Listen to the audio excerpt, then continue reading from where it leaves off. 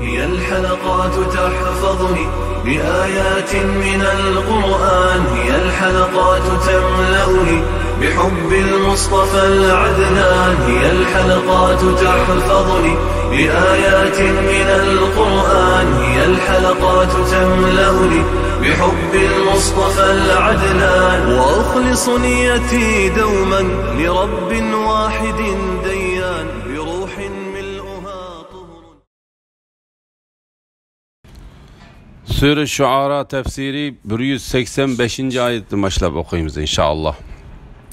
Bismillah, elhamdülillah, salatu vesselam ala Resulillah. Esselamu aleyküm ve rahmetullahi ve berekatuhu. Tövende dehtanlağa İbn Kesir rahimahullah'ın Kur'an-ı Kerim tefsiri Uygurca tercümesi Şuara suresi 185. ayetten başlayıp okuyayım inşallah. Ba'de euzu billahi mineşşeytanirracim. Ula etti. Sen sehir kılınğıçılardın sen. Sen sehir kılınğıçılardın sen. Sen fakat bizge okşaş addi adem sen. Seni biz hakikaten yalgancı dep guman kılımız. Eğer sözüңді rastçıladın bolsan bizge asmandan azap düşürgin. Şuayb etti. Rabbim sizlerning qilmishinglarni obdan biladi. Ular Şuaybni inkar qildi. Ularni sayi kunining azobi halok qildi. U haqiqatan buyuk kunning azobi edi. Buningda albatta cho'ng ibrat bor. Ularning to'lisi iymon etqichilardan bo'lmadi. Sening Rabbing haqiqatan nihoyat g'olibdir, nihoyat mehribondir. Şuayb aleyhisselamның qavmining javobi ularning Şuayb aleyhisselamni inkar qilganligi va ularga azobning kelganligi to'g'risida. Allah Teala kafirlarning dillari o'xshib ketadiganligi uchun Şuayb aleyhisselamning qavmining Şuayb aleyhisselamga xuddi Samud qavmi payg'ambariga bergandek javobni berganligidan xabar berdi. Şuayb aleyhisselamning qavmi uningga javob berib mundaq dedi: Sen sehir kılınğıçılardın sen. Sen fakat bizge okşaş addi adem sen. Seni biz hakikaten yalgancı dep guman kılımız. Yani sen digen sözlerinde yalgancı sen. Sen digen sözlerinde yalgancı sen. Seni Allah Teala bizge peygamber kılıp evetmedi. Eğer sözüңді rastçıladın bolsan bizge asmandan azap düşürgin. Zahhak bu ayetning ma'nosi haqida bizga osmonning bir tarafini tushirgin deganlikdir dedi. Qatada bu oyatning ma'nosi bizga osmonning bir parchasini tushirgin deganlikdir dedi. Suddi bu oyatning ma'nosi bizga osmondan azob tushirgin deganlikdir dedi. Bularning degan bu so'zlari Qurayshliklarning degan so'zlarga o'xshab ketadi. Allah Teala Qurayshliklarning degan so'zlarini bayon qilib mundaq dedi. Ular aytdi: "Taki sen bizga yer ostidan bir buloqni etildirib chiqarmoqcha yoki sana taki sen bizga yer ostidan bir buloqni etildirib chiqarmoqcha sana hargiz ishonmaymiz. Yoki sening xormiliq, talliq va o'ttirsidan o'stanglar iqib turadigan bir beg'ing bo'lsin. Yoki sen aytgandek üstümizge osmonni parcha-parcha qilib tushirgin. Yoki payg'ambarligingga guvohchi qilib Allohni va farishtalarni oldimizga keltirgin." O'z vaqtida ular agar bu ya'ni Qur'on sening tarafingdan nozil bo'lgan haqiqat bo'ladigan bo'lsa, osmondan ustimizga tosh yog'dirgin yoki bizni qattiq azob bilan jazolagin dedi. Qurayshliklardek nadan kafirlarmi Şuayb aleyhisselamga agar sözüңді rastçıladın bolsan bizge osmondan azob tushirgin degandir dedi. Şuayb aytdi: Rabbim sizlarning qilmishinglarni obdan biladi. Ya'ni Allah Teala sizlarning holinglarni yaxshi biladi. Eğer sizler o azapga layık bolsanglar, Allah Teala sizlerge o azapını düşürüp berdi. Allah Taala sizlarning tilgan azobinglarni tushirib bermay, sizlarga uval qilg'ichi emasdir. Amaliyotimi ular tilgandek ular arzu qilgan azob berildi. Şuna Allah Taala mundaq dedi. Ular Şuaybni inkar qildi. Ularni say kunining azobi halok qildi. U haqiqatan büyük kunning azobi edi. Yani bu azab ular osmondan tushirilishini talab qilgan azobning tipidan bo'ldi. Ularga azobning kelishining jarayoni mundaq. Allah Taala dastlab ularga 7 kungacha qattiq issiqlikni berdi. Hech narsa ularni bu issiqdan dalda qila olmadi. Ondan ularga soy tashlash uchun bir parcha bulut keldi. Shuning bilan ular bulutning soyasida soy tash uchun uning ostiga berishdi. Uning ostiga ularning hammasi to'planib bo'lgandan keyin Alloh taolo ularga bulutdan cho'ng bir yolqinni avatdi. Zamin qattiq titrab, ularga qattiq bir ovoz kelish bilanla ularning jonlari chiqib ketdi. Şuna Allah Taala mundaq dedi. U haqiqatan büyük kunning azobi edi. Haqiqatan Allah Taala ularning halok qilinganligining jarayonini 3 yerda bayon qildi. Her bir yerda shu yerga munosib bo'lgan sifat bilan bayon qildi.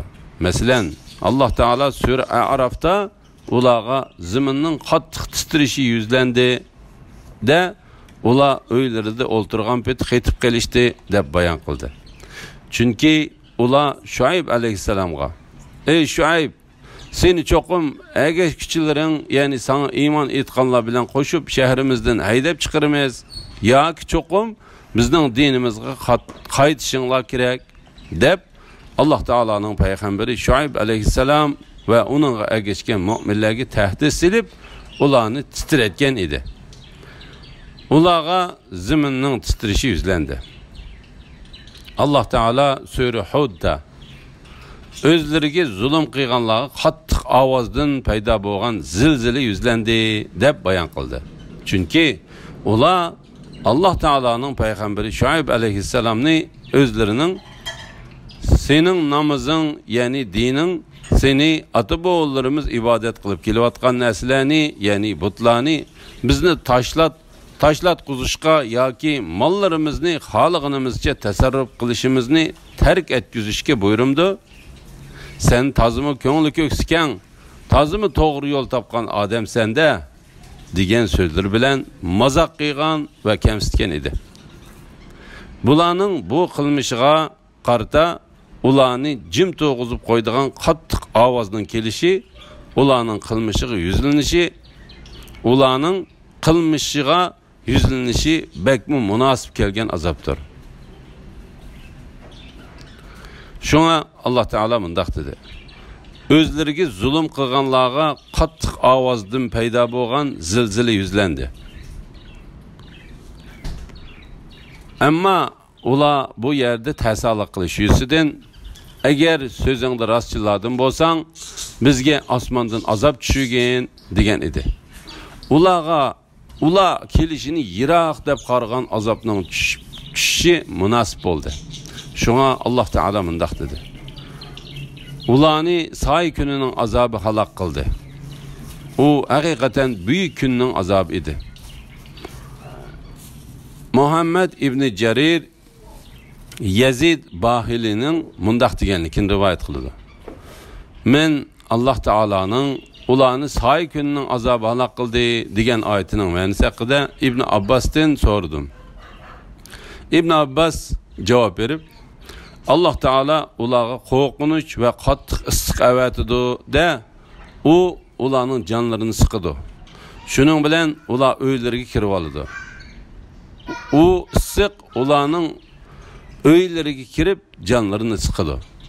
Shuning bilan ular uylarini tashlab tashqariga chiqib oldi.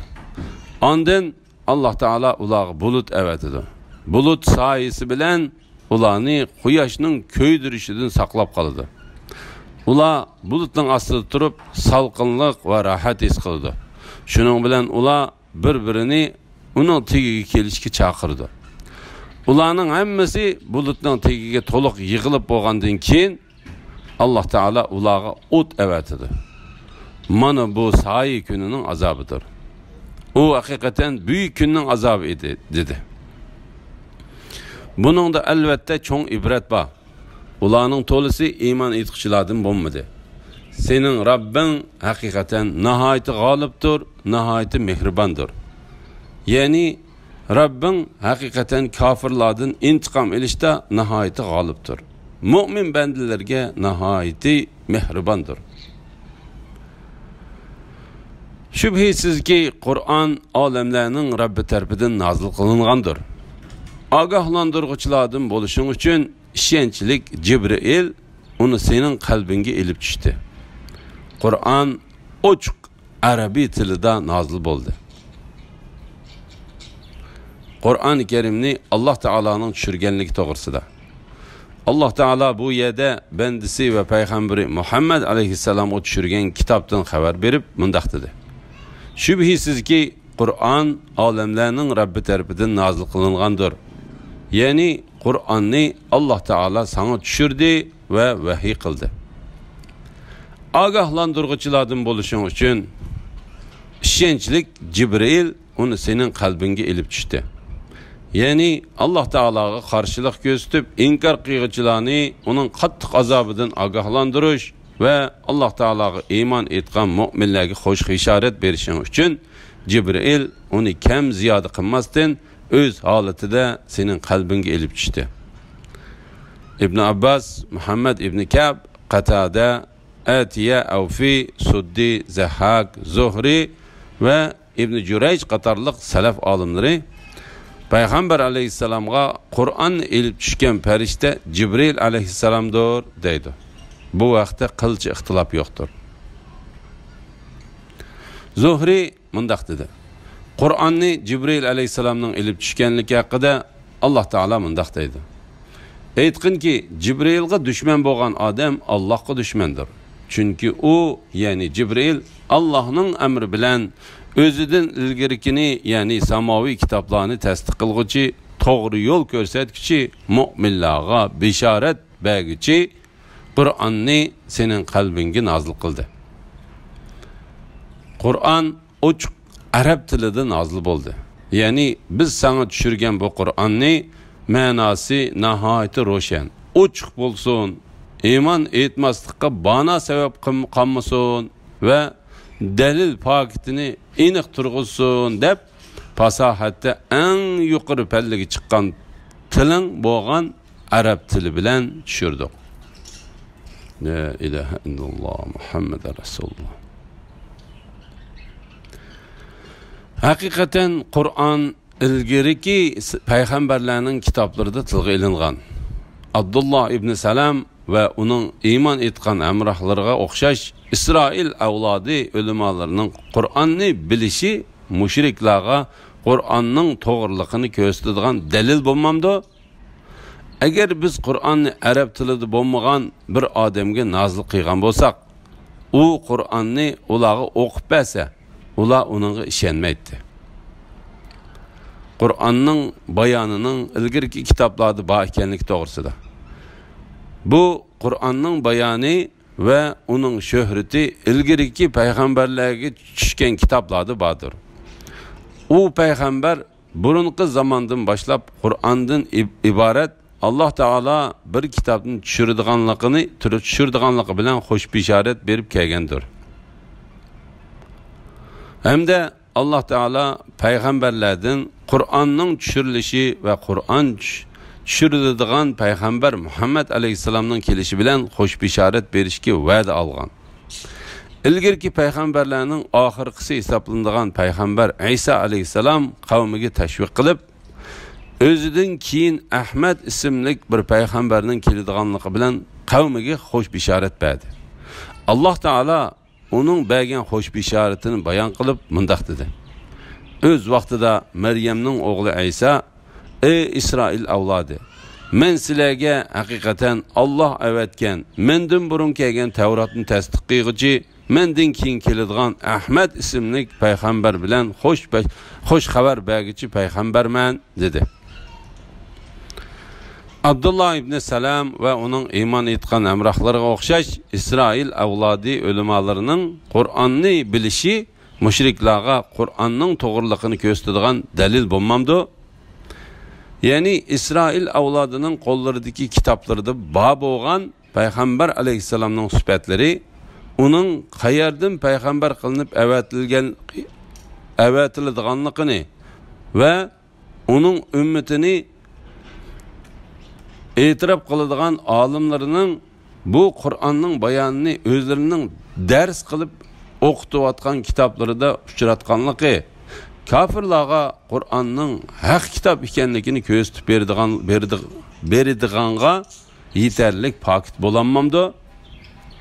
Peygamber aleyhisselamның sübetlerinin ilgiriki kitaplarda bağlıqını Abdullah ibn Salam, Salman Farisi ve ulanın sabtaşlarına okşaş ulanın içinden iman etip İslam dinine kirgenler haber verdi. Allah Teala İsrail avladının kitapları da Peygamber aleyhisselamның sübetlerini ve Kur'an'ның bayanını uçurtadığanlıqıdan haber verip mındaq dedi. Ula elçige Ummu Peygamberge yani Muhammed aleyhisselamga erişidi. Ula öz ilkideki Tevrat, İncil'larda onun sübtinin yazılganlığını gördü. O ulanı yaxşı iş kılışkı buyuruydu. Yaman iş kılıştın tosudu. Ulağa pak nəsilərini halal kılıdı. Napak nəsilərini haram kılıdı. Ulanın eğir yükünü yenikiltidi. Ulanı selingan takak koyzu kişenlerden boştudu. Yani ulağa yüklengen eğir vazifelerini elip taşlaydı. Onunla iman etkanlar, onu hürmetligenler, onunla yardım bergenler, onunla nazil kılıngan nur yani Kur'an'a ergeçkiçiler, bəxtke erişkiçilerdir. Kureyşliklerinin küfürlükte çın turbilişi doğrusu da. Allah Teala bu yerde Kureyşliklerinin Kur'an'a işenmezlikte nihayeti tesalık kılıp çın tuğanlıktan haber verip Mubada bu Kur'an Arap dilinden bir eğiz sözünümü bilmeydiğen bir kişiye düşse o kişi Kur'an'ı ulağım muşi ilgar edebiyatı ve fasahiti bilen okup bəsimu yine ula Kur'an'a işenmeydi o dedi. Şuna Allah Teala mındaq dedi. Eğer biz Kur'an'ı Arap dilida bulmagan bir adamga nazil qilgan bo'lsak, o Kur'an'ı ula okup bəlsə, ula ona işenmeydi. Allah Teala kafirlarning iman etmay için turvaldıganlığı hakkında mındaq dedi. Ula Kur'an'a işenmeydi. Bu burundan adet bolup qalgan, yani burundan tatip peygamberlerini inkar qilgan qavmlarni Allah'ın halak kılışı adet bolup kelivatkan iş. Biz ulağa osmandan bir iş geçip bergen. Ula onundan osmanga örlep alemi ervahni, periştelerini köygen takdirdi mu? Ula çokum közlerimiz bağlanıp kaldı. Belki sehirlengen kavm bolup kalsak gerek deyişidir. Biz ulağa yani kuffarlarga periştelerini düşürgen, ölüklerini ula bilen sözleştirgen, biz hemme nesini ulanın aldığı yığıp bergen, yani ulanın yukarıki taleplerini orunlagan takdirdi mu? Allah halımıgıca ula iman etmeydi. Lekin ulanın tolisi bunu uqmaydı. Şübhisiz ki Rabbinin lanetigi tegishlik bo'lganlar iman etmeydi. Ulağa bütün möcizeler köstilgen takdirdi mu, qattiq azapni köymegiçe iman etmeydi. La havle ve la kuvvete illa billah, la ilahe illallah, Muhammed Resulullah. Şuningdek günahkarlarning dillariga Qur'onni saldık. Ular Qur'onni tushunib, uning fasahat, balağatini ve müciz ikenlikini bilip durup iman etmedi. Ular Allah'ın qattiq azabını köymegiçe Kur'an'a işenmeydi. Bu azap ulağa uçtum tut kelidi. Ular onun kelgenlikini tuymay qalıdı. Ulağı tuyuqsuz azap kelgende, ular bizga iman etib bilish uchun muhlat berilamdi deydi. Ular bizning azobimizning burunroq kelishini tilamdi. Aytib baqana, agar ularni nurg'un yillar ne'matlarimizdan bahramand qilsak, ondan ularga ogohlantirilgan azob kelsa, ularning bahramand bo'lgan ne'matlari ulardan azobni dab'i qilishda hech narsaga asqatmaydi. Qandaqliki shahar bo'lmasin, va'z nasihat qilish uchun payg'ambarlarni avatmigicha uni halok qilmadik. Ularni jazolashda biz zolim bo'lmadik. İnkar qilg'uvchilarning toki azobni ko'ymagichilik iymon etmaydiganlik to'g'risida. Alloh taolo toki azobni ko'ymagicha iymon etmaydigan gunohkorlarning dillariga inkar qilish, kufrlik qilish, tenish va tarsalik qilishdek yomon illatlarni kirgizib o'tganligini bayon qilib mundaq deydi. Shuningdek, gunohkorlarning dillariga Qur'onni soldik. Ular Qur'onni tushunib, uning fasohat, balog'atini ve muciz ekanligini bilib turib iman etmedi. Ular Allah'ın qattiq azabını ko'ymagicha Qur'onga ishonmaydi. Ya'ni ular azobni ko'rgan kunda kafirlarning o'zlari foyda bermaydi. Ular la'natga uchraydi. Ular oxiratning azobiga duchor bo'ladi. U azob ularga ushtum tutkelidi. Ular uning kelganligini tuymay qoladi. Ularga tuyuqsiz azab kelganda, ular bizga iymon etib bilish uchun muhlat berilamdi deydi. Ya'ni ular azobni ko'rgan chaqda, agar o'zlariga azroq muhlat berilgan bo'lsa, Alloh taologa o'zlarining o'ylashicha ibodat qilib bilishini orzu qiladi. Alloh taolo bu vaqtda mundaq dedi: "Ey Muhammad sallallohu alayhi vasallam, kishilarni, ya'ni kuffarlarni azob keladigan kun, ya'ni qiyomat kunidan ogohlantirgan. Bu kunda zolimlar Rabbimiz bizga qisqagina vaqt muhlat bergin, ya'ni dunyoga qaytirgin, da'vatingni qabul qilayli, payg'ambarlarga ergishayli deydi. Ularga sizlar ilgari biz hargiz yo'qolmaymiz deb qasam ichmaganmidinglar deyildi. Ya'ni meyli zalim bo'lsin yoki fosiq bo'lsin, har qanday bir kishi azobni ko'rganda qattiq pushaymon qiladi. Musa alayhissalom mundaq dedi: "Ey Rabbimiz, kishilarni yo'lingdan ozdirishi uchun ey Rabbimiz Fir'avnga va uning qavmining cho'nglariga hayoti dunyoda zinnat buyumlarini, turli mol-mulklarni berding. Rabbimiz ularning mol-mulklarini yo'q qilgin, ularning dillarini qattiq qilgin. Şunun bilen ular iman etmey qattiq azabını kösün." Allah aytdi: "İkkinlarning duası icabet kılındı. Davetinglarni davomlashtiringlar. Nadanlarning yo'liga ergashmanglar." Bu Fir'avnga qilingan beddua idi. Bu dua icabet kılındı. Şunun bilen Fir'avn taki azab uning kelmegichilik iman etmedi. Allah Teala Fir'avnning shundaq qilganligini bayon qilib mundaq dedi: "Biz İsrail avlodini dengizdan o'tkazib etdik. Ularni Fir'avn va uning askarlari zulm va zo'ravonlik qilish yuzasidan qo'g'ladi.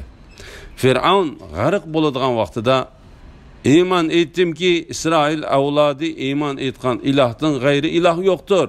Men musulmondirman" dedi. Uningga deyildiki, hayatdan ümit üzgününgde emdi iman etamsen, ilgiri Allah'a asilik kılgan ve buzgunçulardan bolgan idin. Ula bizning azabımızını ko'ygan chaqda biz bir Allah'a iman etdik. Biz burun Allah'a şerik kılgan butlarni inkar kıldık dedi. Bizning azabımızını ko'rgan chaqda etgan imanning ularga foydasi bo'lmadi. Bu yani azabını ko'rganda aytgan imanning foydaliq bo'lmasligi Allohning bandalar orasida tutgan yo'lidir. Bu chaqda kofirlar ziyon tortquchi bo'ldi. Ular bizning azobimizning burunroq kelishini tilamdi. Ya'ni bu ularni ayblashdir va ularga qilingan tahdiddir. Chunki ular payg'ambar alayhissalomni inkor qilish yuzasidan va azobning kelishini yiroq sanab, agar sen rostchilardan bo'lsang, bizga Allohning azobini keltirgin deydi. Ularning azobning burunroq kelishini umid qilganligi haqida Alloh taolo mundaq dedi. Ular sendan azobning chapsan kelishini talab qiladi. Allah ularning halok bo'lishining muayyan vaqtini belgilamagan bo'lsa edi, ularga azob albatta ular talab qilgan vaqtda keladi. Ularga azob cho'qim, ular xabarsiz holatda turganda ushtumtut keldi. Ular sendan azobning tez kelishini talab qiladi. Shek shubhisizki jahannam qiyomat kuni kofirlarni qo'rshab turguchidir. Aytib baqina, agar ularni nurg'un yillar ne'matlarimizdan bahramand qilsak, ondan ularga ogohlantirilgan azob kelsa, ularning bahramand bo'lgan ne'matlari ulardan azobni dafi qilishda hech narsaga asqatmaydi. Ya'ni biz ularga nihoyat uzun vaqt muhlat bersak, ondan ularga Alloh taolaning buyrug'i, ya'ni Alloh taolaning azobi kelsa, ularning bahramand bo'lgan ne'matlardan qaysi narsa ulardan azobni to'sib qoladi? Ularning bahramand bo'lgan ne'matlari ulardan azobni to'sib qola olmaydi. Alloh taolo bu vaqtda mundaq dedi. Ular qiyomatni ko'rgan kunda go'yo o'zlarini dunyoda faqat bir kechqurun yoki bir atigan tug'andek gumon qiladi.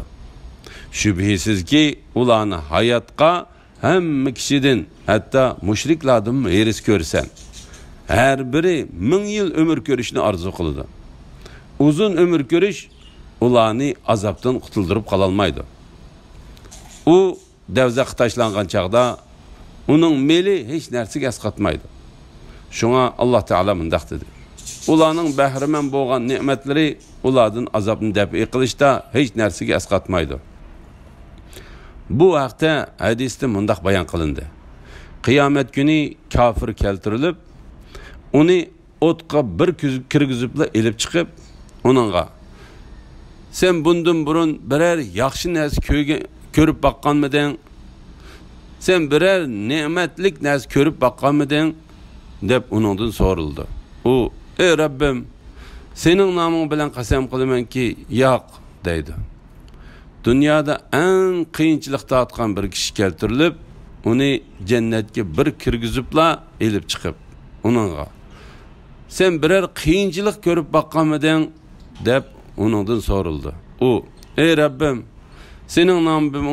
sening noming bilan qasam qilamanki, yo'q, ya'ni qiyinchilikdek birer ish ko'rib, birer ish bo'lmagan edi deydi. Ondan Alloh taolo odilligidan halok qilib o'tgan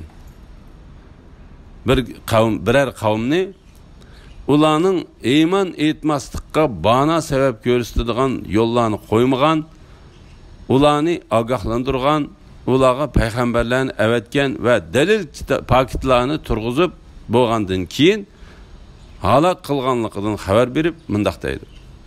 Qandaqlik shahar bo'lmasin, va'z nasihat qilish uchun payg'ambarlarni avatmagicha uni halok qilmadik. Ularni jazolashda biz zolim bo'lmadik. Alloh taolo bu vaqtda mundaq dedi. Payg'ambar avatmay turib hech odamni jazolaganimiz yo'q. Rabbing shaharlarning markaziga, ularning aholisiga bizning oyatlarimizni o'qib beradigan bir payg'ambar avatmagicha shaharlarni halok qilg'ich bo'lmadi. Halok qilg'ichi bo'lmadik. Shaharlarning aholisi zolim bo'lmagicha shaharlarni halok qilg'ichimi bo'lmadik.